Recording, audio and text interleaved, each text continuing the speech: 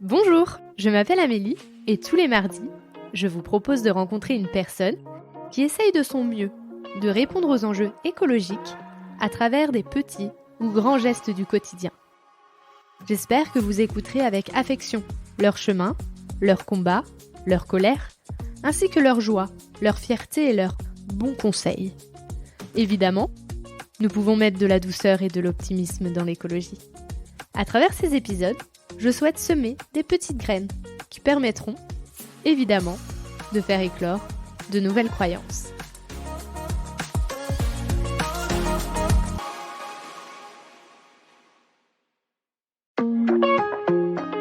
J'aime bien l'expression qui dit « vaut mieux être un éveillé qu'un automate ». Et c'est vrai que quelquefois, on a l'automatisme de faire ça, alors que si on prend conscience de ce qu'on fait et qu'on est éveillé face à l'impact que nos gestes peuvent avoir, eh bien on ne peut être que fier de faire ça. Parce que la Terre, comme je disais, nous accepte. Elle a accepté mes enfants. J'ai mis des enfants au monde que j'essaie d'éduquer comme ça. L'éducation, c'est de montrer aussi l'exemple. Et en montrant l'exemple de ce que je fais, j'ai mes enfants, je le sais, je le vis au quotidien. Et petit à petit, ils ont ces actes-là. Donc je suis fier aussi de leur transmettre ça. Et j'ai un petit-fils aujourd'hui. Et je me sentirais coupable aujourd'hui de ne pas avoir pris conscience de ces petits gestes et ce que la planète peut rencontrer comme difficulté.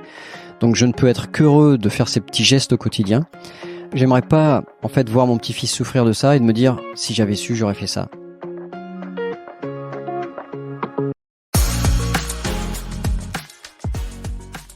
Eric m'a touché en plein cœur par ses mots et ses émotions qu'il ne cache pas. Il a pris conscience encore plus du besoin de protéger la planète avec la naissance de son petit-fils. Pourquoi ? Parce qu'il a peur. Peur du futur de l'être humain sur cette belle planète bleue. Pour pallier à cela, il décide de transmettre, qui est pour lui une forme de protection, car quand on sait, on a le pouvoir. Ce pouvoir, il le prend face aux incendies ravageurs lorsqu'il est pompier, et le donne lors de ses conseils en financement vert lorsqu'il est gestionnaire de patrimoine. Des casquettes, il en a plein. Mais celle d'un papy qui protège la planète pour son petit-fils est sa préférée. Je vous laisse en compagnie d'Eric. Bonjour Eric. Bonjour Mélie. J'espère que tu vas bien. En tout cas, je suis très heureuse que tu me reçois. Parce que je dis nous parce qu'il y a mon copain Simon aussi qui est là à la base, dans ton bateau avec Karine, que si vous avez envie, il y a un épisode avec elle. Exactement. Et donc, on va commencer par la première question, c'est comment vas-tu ? Mais si je te parle d'écologie. Ok. Tu me permets de faire juste un... déjà, je vous souhaite dire bonjour à tous ceux qui t'écoutent. Et je suis très fier qu'ils t'écoutent parce que je suis moi-même fier d'être interviewé par toi. Jeune, parce que je suis un jeune homme de 53 ans bientôt. Et je suis super fier d'être interviewé par toi parce que j'ai eu l'occasion d'écouter tes podcasts, de m'enrichir auprès de tes podcasts, de tout ce que tu as pu dire et faire. Et en fait, je me dis que je suis certainement devant une jeune femme qui va marquer l'histoire. Donc, je suis super content de le faire avant tout le monde, en fait, avant que tout le monde te connaisse. Donc voilà.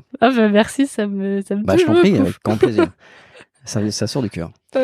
Donc moi, comment je me sens face à l'écologie, j'ai le sentiment des fois de me sentir comme quelqu'un qui n'y a pas prêté attention assez tôt. Donc du coup, peu fier. Et en même temps, je me dis qu'il y a des choses à faire, surtout accompagné par des gens comme toi. Donc d'une certaine façon, je me sens presque découragé face à l'ampleur des choses. Et en même temps, je me dis que accompagné de jeunes qui prennent conscience de tout ça, moi qui ai du retard, je peux peut-être rattraper ce retard-là. Et du coup, Karine, qui m'a ouvert aussi beaucoup plus les yeux que ça, parce qu'elle prend le temps, elle, d'aller chercher les informations. Elle est comme ça pour tout, d'ailleurs. Mais moi, je vais plus à l'essentiel sur des choses qui me je vais pas dire qui me tiennent à cœur, mais qui sont une priorité pour moi, un essentiel pour moi, je ne prends pas assez le temps de m'instruire là-dessus. Donc j'écoute beaucoup mon épouse, parce que je trouve que c'est un sujet extrêmement grave pour lequel tu apportes beaucoup de légèreté, on en a parlé tout à l'heure, et je trouve ça génial. Donc face à l'écologie, je me sens... non, comment je me trouve, pardon.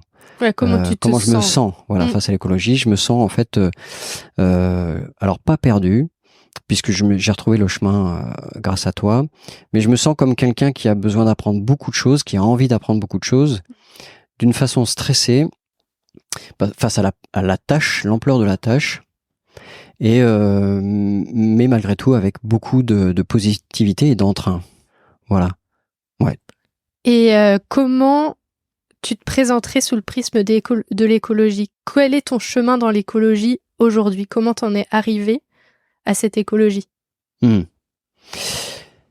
Alors, par rapport dans ce prisme de l'écologie, j'ai le sentiment, alors les gens qui me connaissent vont capter ce que je dis de ton nom, vont prendre peut-être pour un fou, mais je me sens un peu comme une poussière d'une certaine couleur, parmi énormément de poussière, parce que pour moi, on est nous, les humains, enfin je suis moi surtout, je parlais que de moi, excusez-moi si je mélange du monde, je me sens vraiment très très petit dans ce prisme de l'écologie, parce que l'écologie c'est quelque chose qui est immense pour moi, avec beaucoup beaucoup de choses.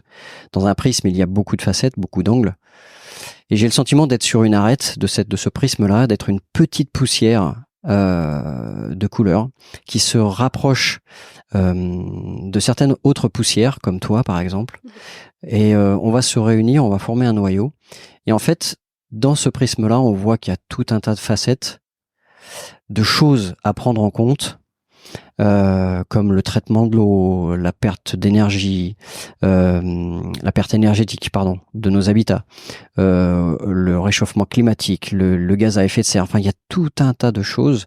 La nourriture, l'effet que peut avoir le fait qu'on mange beaucoup de viande, par exemple. Voilà, on apprend plein de choses, et je me dis que même ce prisme-là est dans une forme qui change constamment. Ça change constamment en fonction de mes pensées. Donc j'ai l'impression que c'est un prisme qui bouge sans cesse, parce que je découvre énormément de facettes.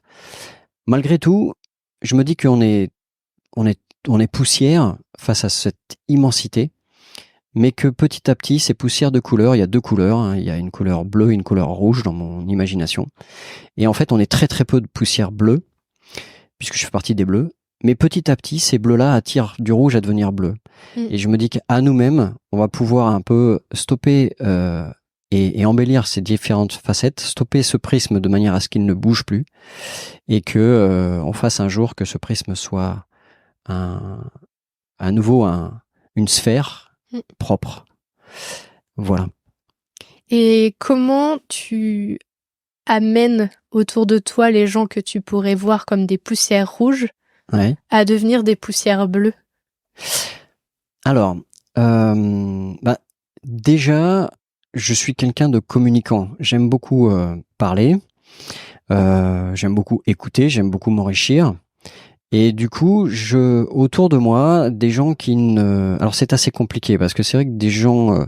bon, déjà, je suis une personnalité qui a tendance à être un petit peu... dans ma bulle, dans mon être fort intérieur, et donc j'ai du mal malgré tout à m'approcher de certaines personnes. Mais mon côté communicant me permet des fois d'aborder des sujets parce que je n'ai honte de rien,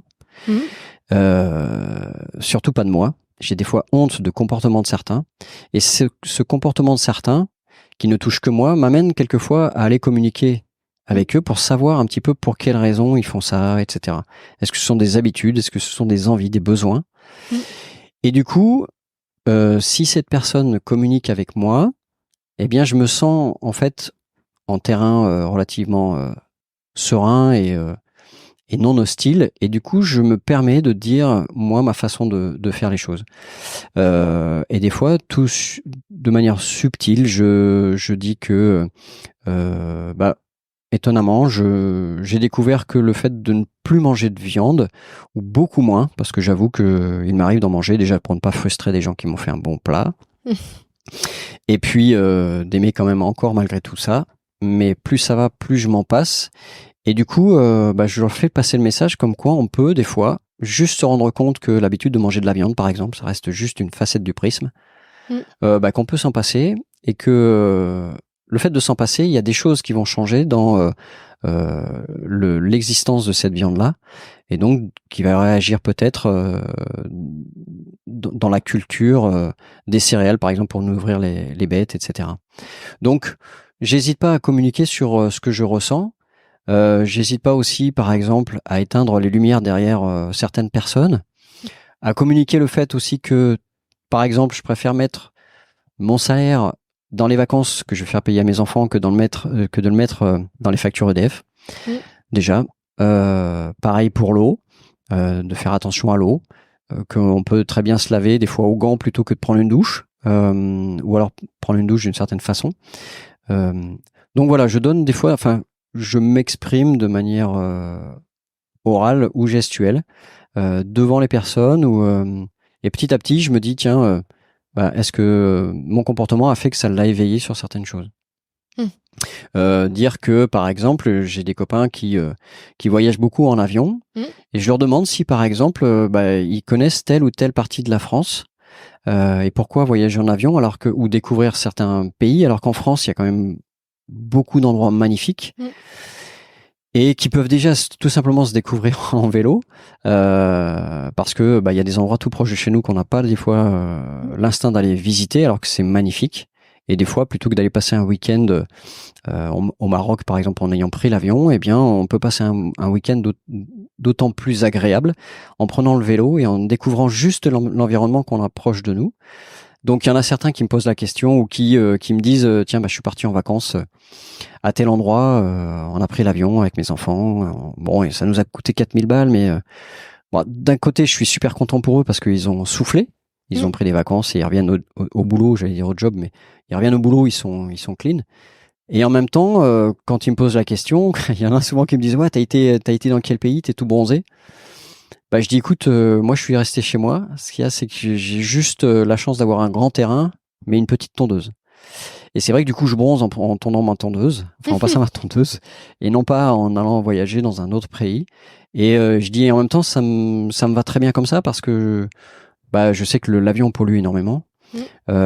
Et si on doit voyager ailleurs, on va se débrouiller pour prendre le train. Et ça, mes amis, je te remercie encore Amélie aussi, me sensibilisent petit à petit là-dessus, parce que ce n'est pas toujours un réflexe que j'ai. Et des fois, on a des habitudes qu'il serait intéressant de perdre, parce qu'on n'en a pas vraiment pris conscience, et tes émissions en font partie, d'une prise de conscience. Donc, en partageant des petits moments comme ça de vie, de choix de vacances, je me dis que ces gens-là, peut-être que de la couleur rouge, ils vont passer à la couleur bleue. Et voilà. Oui, et peut-être qu'ils passeront pas à la couleur bleue au prochain voyage, mais à celui d'après. Exactement. Oui, c'est ça. Ouais, tout à fait. Parce qu'il faut toujours à un moment ou un autre que les gens mûrissent la réflexion pour se rendre compte que déjà, oui, il y a des habitudes qui sont bonnes à perdre, d'autres à prendre, des bonnes pratiques, comme je dirais dans ma... Ouais. Voilà. Et puis ce qu'on connaît pas fait peur.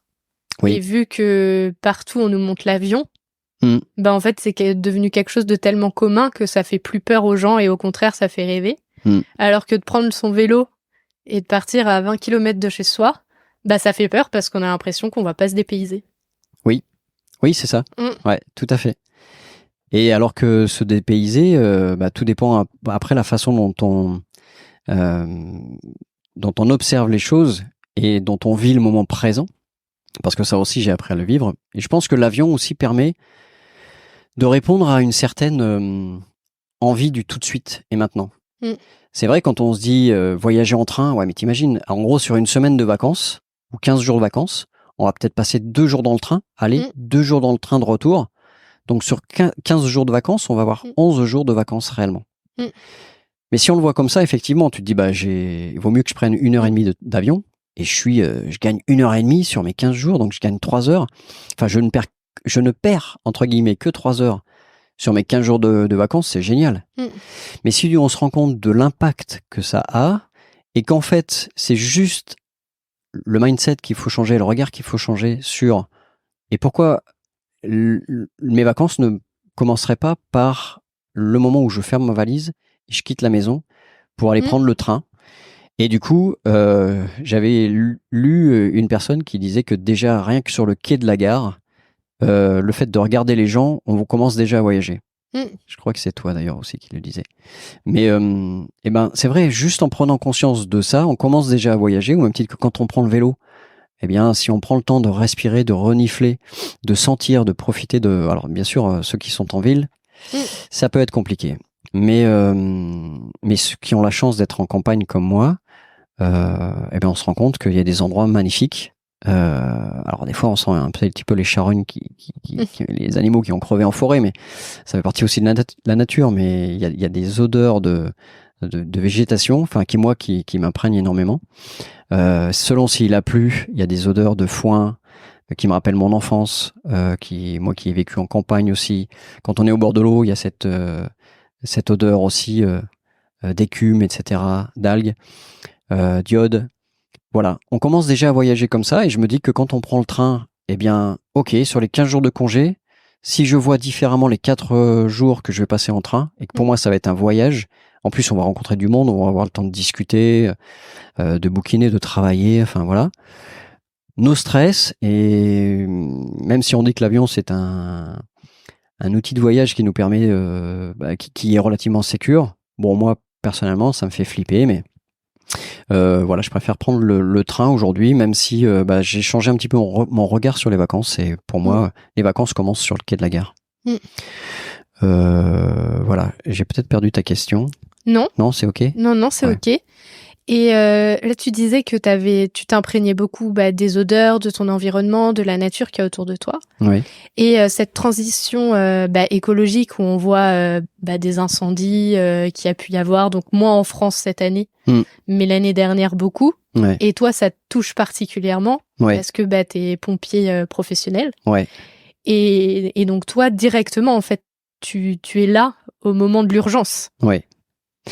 Oui, effectivement, je fais partie de cette sphère professionnelle-là qui est en contact pour le massif urbain d'une autre sphère et un autre massif de terrain, mais sur la sphère des sapeurs-pompiers forestiers, je suis directement sensibilisé par ce que peut devenir la nature par une erreur humaine en fait. Et en effet, mon environnement, puisque j'ai la chance de vivre en campagne, alors je suis professionnel dans un milieu urbain, mais j'ai la chance de vivre en campagne. Et mon milieu urbain ma spécialité m'a amené en effet à intervenir en forêt. Et cet été, puisque j'habite sur Belin-Bélier, cet été j'ai même dû évacuer ma maison. Et en même temps défendre la maison, beaucoup de maisons. Et on voit l'impact malgré tout, de ce réchauffement climatique parce que on a découvert l'été dernier que on pouvait être... Moi, je me suis senti à un moment ou un autre impuissant. Je me suis dit, mais on n'y arrivera jamais. En 30 ans de carrière, je me suis retrouvé face à une opération d'une telle ampleur que je me suis senti impuissant. J'ai eu une fraction de seconde quand je regardais ces nuages immenses, la petitesse des avions Canadair qui intervenaient, qui ont fait un travail de fou. Et grâce à eux, on a réussi déjà à ne pas perdre de sapeurs-pompiers, mais surtout à sauver beaucoup plus de forêts et de protéger les maisons. Mais quand j'ai vu la petitesse de nos actions face à cette immensité, j'avais l'impression que la Terre nous parlait et en fait nous rendait la monnaie de la pièce parce que eh bien on n'avait pas pris assez en compte pas mal de choses. On avait je dis tous, nous les humains, on a provoqué une densité de forêt, on a mis des routes, on a mis des habitats, donc on s'est mis en danger dans la nature. Et donc on s'est retrouvé confronté à une situation qui a fait qu'on avait très très peu d'humidité, énormément de chaleur, que c'est parti en live total et hyper rapidement, parce que la chaleur, le feu, a dégagé un gaz immense qui lui s'enflammait, donc on n'avait même plus besoin d'arbres en fait pour mettre le feu, c'est les fumées qui brûlaient, et avec le vent qui soufflait, le vent a propagé des fumées embrasées partout sur le terrain forestier, à tel point qu'on s'est mis en danger de nombreuses fois, parce que face à cette situation-là, en termes de personnel et de matériel, on finissait par être vraiment trop petit, sous-dimensionné. C'est pour ça qu'on a dû faire appel jusqu'à certains pays, donc certains départements. Et grâce à cette immense communauté, on a réussi malgré tout à faire en sorte qu'il n'y ait pas de pompiers donc blessés, puisque à force, on n'est pas inépuisable, on n'est pas des robots, on n'est pas des héros, il y en a plein les cimetières, mais on n'est pas inépuisable. Et donc cette communauté d'humains rassemblés sur notre petit territoire a fait qu'on a réussi à combattre la colère de la Terre. Et donc, on a pu comparer, et le directeur d'ailleurs a été un petit peu ciblé là-dessus, mais il a expliqué un petit peu, il a donné son point de vue, il a fait des comparatifs entre le feu de 1949 à Cestas qui a provoqué énormément de morts, plus de 40 morts, plus de 80 morts. Je crois que c'est 89 au total. Bon, c'était pas le même matériel, mais c'était pas du tout le même feu non plus. Là, on s'est retrouvé dans une situation où il y avait quasiment rien au niveau hygrométrie. Une chaleur donc monstrueuse, comme je disais, et des points d'eau en plus qui nous permettent de réalimenter les engins, qui étaient déjà à des niveaux relativement bas. Certains qui étaient marqués sur notre cartographie, mais sur lesquels on avait dû mettre des pastilles, en fait, puisqu'ils étaient épuisés. Okay. On n'avait plus de ressources, donc il a fallu aller chercher de l'eau ailleurs. Donc ça a été problématique sur le terrain. Donc voilà, et quand on a vu le ravage que ça a fait malgré tout sous terre et au niveau de l'air, parce que sous terre en plus, on a eu un terrain qui est fait un petit comme du charbon, en fait, c'est de la lignite, c'est du charbon qui brûle, il brûle encore alors que ça fait 1 an que ce feu a démarré et qu'il est arrêté. Mais sous terre, ça brûle encore. Il y a des endroits où il y a des trous. Bref, ça a défiguré complètement notre environnement. Et donc, on a pu être un petit peu incriminé sur le fait que nos actions, on ne savait plus les faire, on n'avait pas réussi à faire, on n'avait pas dimensionné suffisamment de véhicules ou de personnel. Bon, je pense que quand on a fait appel à certains pays, c'est que on a tout sorti. Le matériel a souffert par la chaleur, souffert par les fumées, au niveau du personnel également. Bref, l'épuisement, puis ça a duré sans cesse. Donc, en fait, on était vraiment dans une autre ère qui a été amenée par ce réchauffement climatique. En fait, ça n'avait plus rien à voir avec les autres feux. Et bon, on a été victime aussi d'un acte, de plusieurs actes qui ont fait que ça a démarré à des endroits différents avec un vent tournant, bref, qu'il n'y avait pas vraiment avant. Mais on est arrivé au bout et en fait, les feux d'aujourd'hui ne sont plus les mêmes feux qu'avant.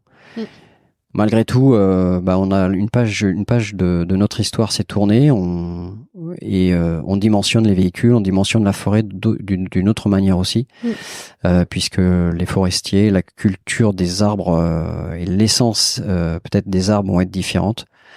Alors je rentrerai pas sur ce terrain-là parce que je suis pas spécialiste, mais je pense qu'il y en a beaucoup qui ont pris des leçons là-dessus et qui vont peut-être végétaliser notre nature différemment. Voilà. Et ce qui est intéressant dans ce que tu dis, c'est qu'on voit vraiment des liens.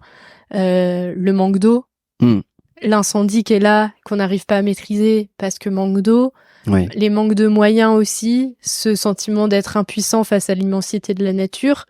Et pourtant, à la fin, le point positif, c'est que tu te rends compte que dans ces moments d'urgence, on se serre les coudes.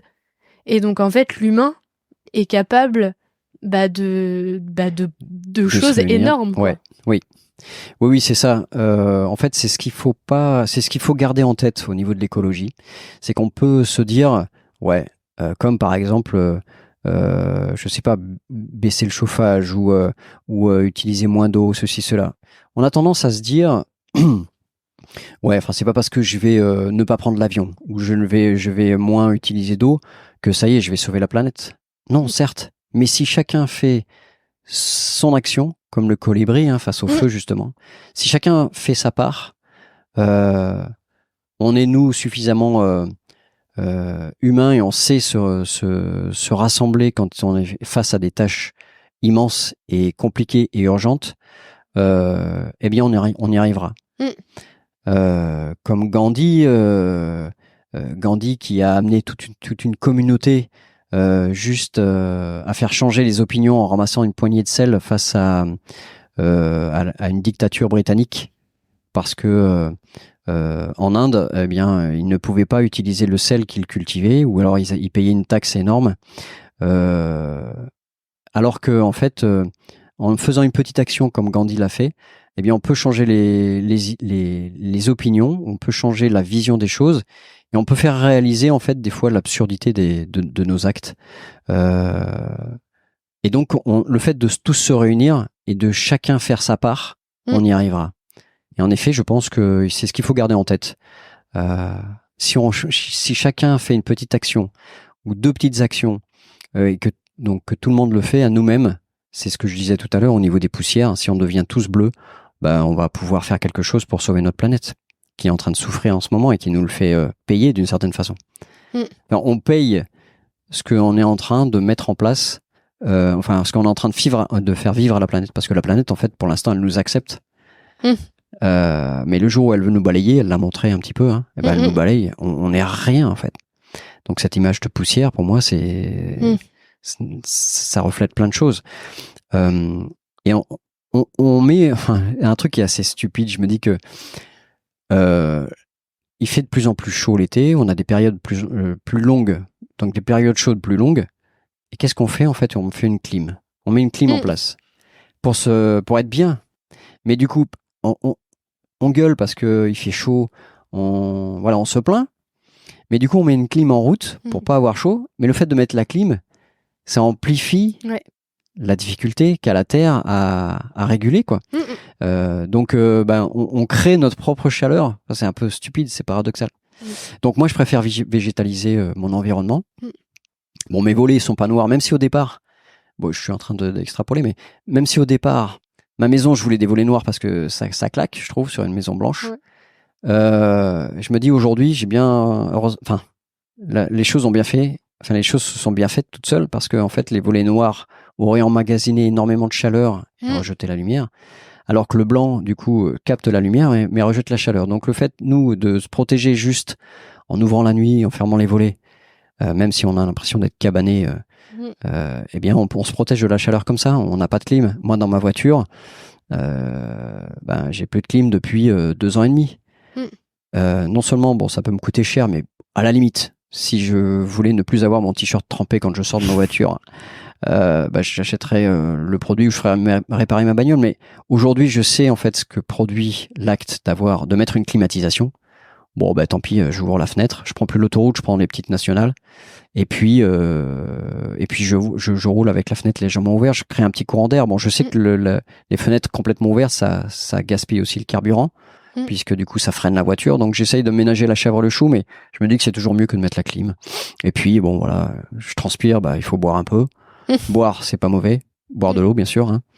Donc il en faut, mais tant qu'on en a d'ailleurs. Ouais. C'est une autre question, ça aussi. Et là où je reviens sur ce que tu viens de dire, c'est que en fait, on va trouver des solutions pour le problème qu'on a aujourd'hui, donc c'est-à-dire on a chaud, mais sans regarder le pourquoi on a chaud. Oui, exactement. Et donc trouver une solution sur le pourquoi on a chaud, c'est à cause de ça, donc on va plutôt trouver une solution pour diminuer ça. Et ça, c'est vraiment là, je vais un peu critiquer les dernières propositions du gouvernement, mais proposer de mettre des arbres par tous les 6e, bon. Ouais. Et voilà, c'est un peu la question que j'ai envie de poser après derrière, c'est est-ce que vraiment planter des arbres, ça va permettre de diminuer le CO2 ? Je ne suis pas sûre. Et c'est ça aussi, moi, là où je te rejoins, c'est que vraiment, on va essayer de trouver des solutions qui vont nous satisfaire sur le court terme et pas de réflexion sur le long terme. Exactement. Ouais. C'est vrai que je trouve ça relativement absurde de se séparer d'un environnement pour en recréer un autre. Et en effet, des fois, on n'imagine pas l'impact que ça peut avoir. Comme je disais pour l'eau aussi, hein, on ouvre le robinet, on a de l'eau, donc on s'inquiète pas de savoir ce qu'on en fait. Moi aujourd'hui, quand je prends ma douche, ma salle de bain, elle est séparée de mon cumulus suffisamment pour que je perde de la flotte. En fait, je remplis à chaque fois un demi-seau d'eau froide pour avoir de l'eau chaude. Quelquefois, quand je suis en canne, j'attends pas que l'eau soit chaude, je prends une douche froide directe. Ça, j'ai appris ça dans ma deuxième activité. Et donc, voilà, j'ai le temps, je prends la douche froide parce que je suis en mode conquérant. Mais il y a des fois, j'ai pas spécialement envie, donc je laisse couler l'eau. Mais avant, je la laissais couler comme ça. Maintenant, je la récupère. Mon épouse fait pareil. Pour me raser, c'est pareil. Quand j'ai pas utilisé le robinet, j'ai une petite bassine que je mets sous le robinet. Je récupère cette eau, déjà pour rincer mes poils une fois que je me suis rasé. Et cette eau que je récupère dans le seau, je l'amène dans mes toilettes pour ne plus utiliser la chasse au moins 1 ou 2 fois et de vider mon toilette avec cette eau. Donc petit à petit, je récupère ça. Ou des fois, quand je fais des œufs durs le matin, l'eau qui a bouilli, si j'ai pas besoin de l'utiliser dans la journée, je le réutilise le lendemain matin pour à nouveau faire bouillir mes œufs durs. Et puis une fois qu'elle est froide, j'arrose par exemple mes plantes avec. Enfin voilà, tout ça je récupère. Et en effet, des fois il y a des actes. Alors j'ai le sentiment que le gouvernement ne fait pas toujours ce qu'il faut, mais soit. Mais nous, on a une forme de gouvernement aussi, nous à nous tous. Et je pense que tous réunis, on peut avoir déjà plus d'impact en prenant conscience de chaque geste au quotidien. Et comment tu te sens, toi, maintenant que tu fais tous ces petits gestes écologiques? Tu te sens bien? Tu te sens frustré? Tu te sens parfois en colère quand tu regardes les autres? Tu te sens en joie parce que tu fais des nouvelles choses et t'apprends? Comment toi, tu te sens? Alors, c'est exactement ça, en fait. Je me sens en joie et d'une certaine fière. Qu'est-ce que j'ai loupé des mots là? D'une certaine façon fière, parce que je me dis que ok, j'ai perdu du temps, mais aujourd'hui, je vais faire mon taf. Il y a des gens comme toi qui vont m'éveiller. J'aime bien l'expression qui dit vaut mieux être un éveillé qu'un automate. Et c'est vrai que quelquefois, on a l'automatisme de faire ça, alors que si on prend conscience de ce qu'on fait et qu'on est éveillé face à l'impact que nos gestes peuvent avoir, on ne peut être que fier de faire ça. Parce que la Terre, comme je disais, nous accepte. Elle a accepté mes enfants. J'ai mis des enfants au monde que j'essaie d'éduquer comme ça. L'éducation, c'est de montrer aussi l'exemple. Et en montrant l'exemple de ce que je fais, j'ai mes enfants, je le sais, je le vis au quotidien. Et petit à petit, ils ont ces actes-là. Donc, je suis fier aussi de leur transmettre ça. Et j'ai un petit-fils aujourd'hui. Et je me sentirais coupable aujourd'hui de ne pas avoir pris conscience de ces petits gestes et ce que la planète peut rencontrer comme difficulté. Donc je ne peux être qu'heureux de faire ces petits gestes au quotidien. J'aimerais pas en fait voir mon petit-fils souffrir de ça et de me dire si j'avais su j'aurais fait ça. Et je le dis souvent en fait dans ma deuxième activité qui est le conseil en gestion de patrimoine, je me dis je vais éduquer les gens parce que je ne veux pas qu'un jour j'entende ces gens me dire ou dire qu'ils sont en difficulté financière et de ne pas et de moi de me dire mais si j'avais su je leur aurais apporté de l'éducation financière. Donc je me dis aujourd'hui j'ai des enfants, des petits enfants, que je fasse moi à mon échelle mes petits actes, que je les amène à faire ces petits actes là parce que je veux d'une certaine façon faire en sorte qu'ils vivent le mieux possible dans les difficultés et qu'il y en ait le moins de difficultés possible. Voilà. Et donc, juste pour rebondir au niveau du financement, aujourd'hui, ce qui me rassure aussi, c'est que moi, en tant que conseiller, d'une certaine façon, je suis obligé, on nous oblige à sensibiliser les gens sur l'investissement responsable. Et alors, je mets l'obligé entre guillemets parce que les textes disent qu'un conseiller est obligé d'avertir les investisseurs parce qu'on peut faire des investissements magiques et responsables. Mais moi, je me sens pas obligé, je me sens privilégié de pouvoir le faire. Et ça commence par ça. Donc, je me dis même au niveau du financement, de l'investissement, de l'habitat, je vois qu'il y a des choses qui changent, des mentalités qui changent. Et curieusement, quand j'ai des investisseurs à qui je propose ou je questionne sur leurs intentions d'investir, est-ce qu'ils veulent le faire dans des investissements responsables, ils sont surpris, mais ils me disent ah bah oui, pourquoi ça se fait? Et ben je dis oui, ça peut se faire. Et on peut aider des petites startups aussi qui développent leur activité dans l'éco-responsable. L'habitat, on peut acheter de l'habitat aujourd'hui. Certes, ça peut nous paraître cher, mais c'est un habitat qui va être durable dans le temps, qui va être responsable. Et moi, je serais fier de pouvoir le faire ou d'amener mes enfants à le faire. Parce qu'un jour, mes petits-enfants diront, bah, mon papy, il a conseillé ces gens-là, ou il a fait en sorte que mon papa ou ma maman a pu acheter un appartement qui est éco-responsable. Et ça, ça me rend fier de tous ces petits actes-là, et ça commence aussi comme ça. Dans tout ce que tu expliques, que ce soit dans ton métier de pompier, que ça soit dans l'éducation financière, dans l'éducation aussi écologique, en fait, tu es beaucoup dans la transmission. Oui, exactement. Toi, tu nous transmets des informations que moi, dont je m'imprègne, et petit à petit, je les mets en action. Et du coup, j'essaye de le transmettre donc à mes enfants, mes petits-enfants, aux amis. Mon père, d'une certaine façon, et mon grand-père l'a fait parce que je me souviens de mon grand-père qui faisait du compost. Je me rappelle, j'adorais aller dans son jardin parce que donc très jeune, j'allais dire très petit, mais je le suis toujours, donc très jeune. J'ai été imprégné par ces odeurs. Et en fait, il y avait des odeurs de fleurs, de plantes que je ne connaissais pas. Et en même temps, il y avait cette odeur de compost qui me semblait, à la vue, je me suis dit, c'est des trucs qui pourrissent. Pourquoi mon grand-père, il met des trucs qui pourrissent là par terre? Je n'avais pas vraiment compris. Et aujourd'hui, donc, en fait, je me rendais compte, c'était rigolo parce que il y avait des vers de terre, etc. Donc, il y avait un cosmos là-dedans que j'aimais bien observer parce que je pense que tout jeune, j'étais assez proche de la nature. J'aimais bien faire des cabanes après tout petit, passer des heures dans ces cabanes et regarder. Des fois, on était approché par des animaux. Je me rappelle, je me parfumais pas, je me mettais de la terre un peu partout parce que je voulais vraiment être proche de la terre. Et donc, mon grand-père, je pense qu'il m'a transmis ça dans son comportement. Et donc, peut-être qu'il n'était pas conscient de ce qu'il a transmis. Mon père aujourd'hui, enfin mes parents font en sorte, alors je dis mes parents, mais c'est vrai parce qu'ils sont sensibles à ça, mais il y a que mon père qui cultive aussi des tomates. Il fait des tomates de fou qui ont un autre goût, comme faisait mon grand-père aussi, parce qu'il y a la transmission du geste, mais il y a la transmission du goût. Et aujourd'hui, j'aimerais bien faire ça. Donc c'est vrai qu'aujourd'hui aussi, du coup, je m'imprègne de ça. Je suis content et j'ai une petite pensée pour mon grand-père quand je fais mon compost. Je joue plus trop avec les vers de terre. Mais j'aime bien du coup utiliser mon compost pour préparer ma terre et faire des petites couches de terre, de compost, de fumier aussi de cheval pour laisser pousser mes tomates aussi, faire mon petit potager. J'aimerais bien qu'un jour je vois mon petit-fils ou mes petits-enfants, si j'en ai d'autres, aller cueillir en douce les tomates, les salades. Voilà, ça c'est des moments aussi que j'adorais petit. Et si chacun fait ça, on peut peut-être s'autosuffire aussi. En faisant du paillage, on utilise moins d'eau. Enfin voilà, si on prend conscience de ça, c'est important. Et après, c'est vrai que tu disais, j'ai aussi un peu de colère. Donc d'une certaine façon, je fais de la transmission comme ça, comme on en a pu m'en faire. Je fais de l'éducation gestuelle pas par mes conseils, mais par la sensibilisation que je peux faire auprès de mes enfants.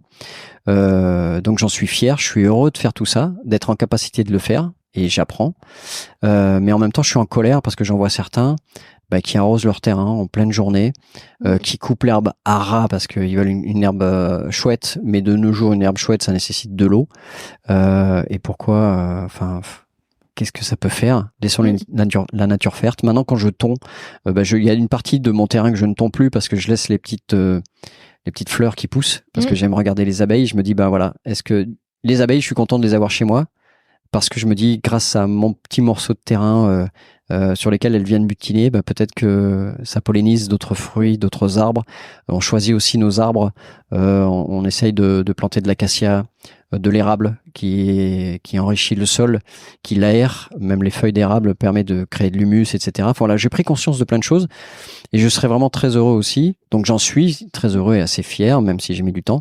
Et je serais très heureux que mes petits-enfants soient bien chez papy, pour ne parler que moi. Voilà, chez grand-père. Moi, je vais aller chez grand-père parce que ça sent bon. Je vais aller chez grand-père parce qu'il y a des petits animaux, il y a des petits insectes. On aime bien les regarder, tout ça. J'aimerais bien cette transmission-là. Et surtout qu'ils aient encore de l'eau dans le robinet, en fait. Et j'aimerais te poser comme question, c'est, je vais faire un peu de généralité, mais là, t'as plus de 50 ans. Oui. T'es un homme. Oui. Blanc.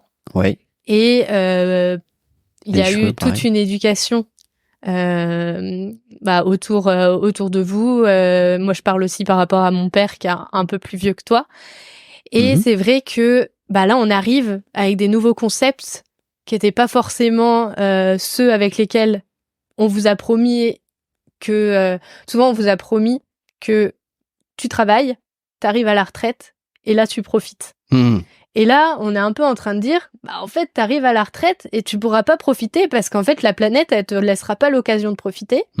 Ou alors, toi, tu t'imaginais peut-être partir en voyage pendant ta retraite, des choses que t'avais pas pu faire pendant ton travail. Et là, on te dit, non, parce que l'avion, pas trop. Et toi, on voit dans ta réflexion, dans ton propos depuis le début que c'est bon, t'as fait des deuils, t'as avancé, c'est ok, et t'es bien là où tu es. Est-ce que t'aurais des petites astuces ou des conseils aux personnes de ton âge qui, eux, sont un peu perdus face à l'ampleur des choses et de comment, moi, je pourrais commencer parce que j'ai l'impression qu'on m'a promis des choses depuis que je suis tout petit qu'en fait, j'aurais pas. Et donc, j'ai cette frustration. Et en même temps, petits-enfants, donc je les aime, donc j'aimerais leur transmettre quelque chose et leur donner une planète viable. Qu'est-ce que je fais ? Est-ce que toi, tu aurais des conseils ou des petites astuces ? Ouais, c'est assez compliqué, je trouve.